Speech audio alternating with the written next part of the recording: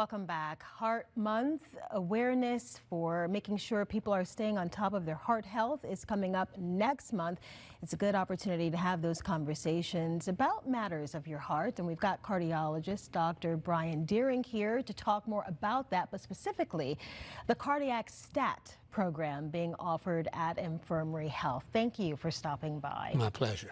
We always like to, highlight the importance of staying on top of cardiovascular health because it can change in an instant. Very true. It's an unpredictable illness. Even when you think you have a stable plaque, when that plaque changes, it can lead to a sudden heart attack. Absolutely. So talk to me about this STAT program. First, what STAT stands for? Well, the cardiac stat program was a program we actually started in 2004 to help streamline the care of the most serious type of heart attack. There are different types of heart attacks.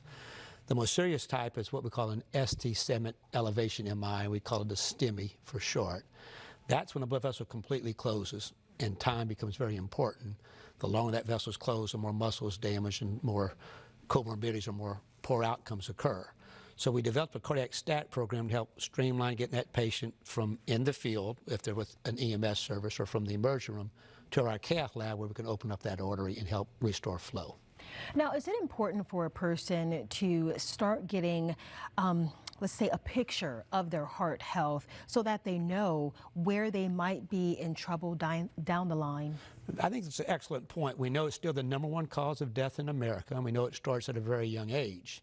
And there are clearly some risk factors that make you more likely to have it, everything from family history, diabetes, tobacco use, hypertension, high cholesterol. So if you have any of those problems, it's very important to get your primary care physician relatively early in life and start talking about that.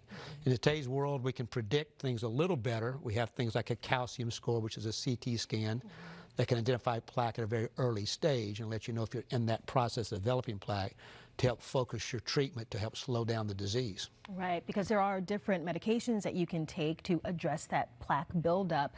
I do want to talk a little bit more hyper-focused for Baldwin County in terms of cardiovascular disease. What are you seeing with the trends? Well, first of all, as you know, Baldwin County is a very large geographic county, and it was the fastest growing county in Alabama between 2010 and 2020. So with that growth, our health system has been challenged, and we did just about 200 heart attacks, the STEMI type, the most serious type, last year. That's how common it is. And so we see, despite us doing what we think is a good job trying to prevent the disease is still very prevalent. Some of that's because the population is growing so fast.